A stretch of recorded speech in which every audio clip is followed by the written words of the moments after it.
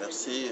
Comme vous l'avez, le discours l'a bien dit, ce n'est pas une panacée, c'est juste un pas donc, pour améliorer le cadre juridique de la gestion du personnel de l'État et en même temps les conditions de travail. Et donc, il fallait juste poser les bases avant d'aller vers les autres aspects d'amélioration.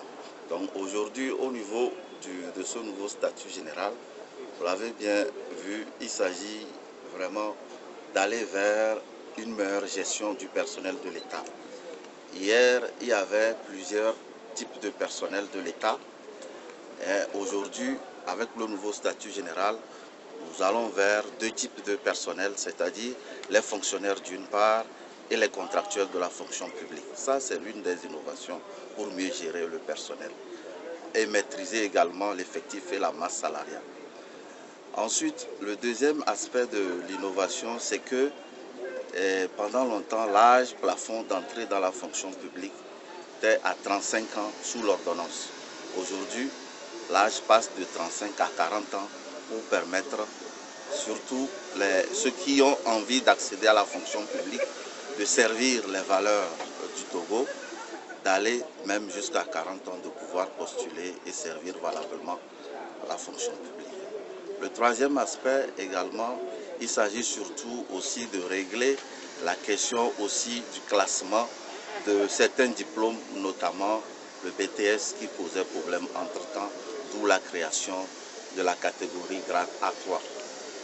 Et il était question surtout aussi d'éviter des frustrations et donc il faut partir et quitter la notation et aller vers l'évaluation proprement dite sur mérite qui permet à un agent d'être plus performant.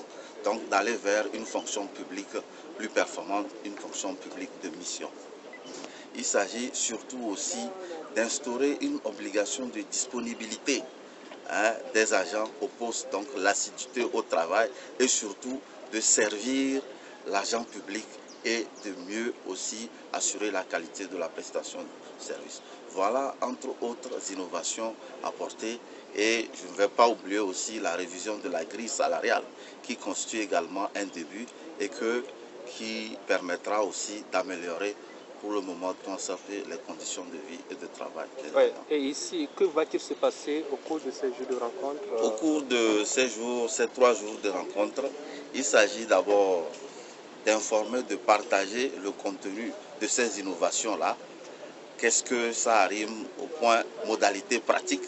Il s'agit juste d'un test, mais il y a l'esprit et la lettre. Il faut comprendre l'esprit du test. Il s'agit d'abord de ça. Ensuite, saisir l'occasion aussi pour sensibiliser l'ensemble des agents publics sur les bonnes pratiques et de bons comportements. Et surtout, rappeler les valeurs d'éthique et de déontologie, rappeler les règles, les droits et les obligations des agents et aussi voir dans quelle mesure il faut indiquer aux responsables des ressources humaines, aux responsables les procédures disciplinaires à suivre en cas de manquement ou en cas de sanction à entreprendre. Ça aussi, il est important de le faire connaître aux différents responsables pour mieux respecter la procédure en prenant certains types de sanctions. Merci beaucoup, monsieur. Qui sont en cours d'élaboration et au moment venu aussi, ces guides d'évaluation seront vulgarisés pour que l'évalué comprenne quels sont les critères pour l'évaluation et l'évaluateur aussi comprenne comment il doit évaluer pour éviter des discriminations ou certaines situations qui peuvent aussi laisser cours à des recours devant les structures adaptées.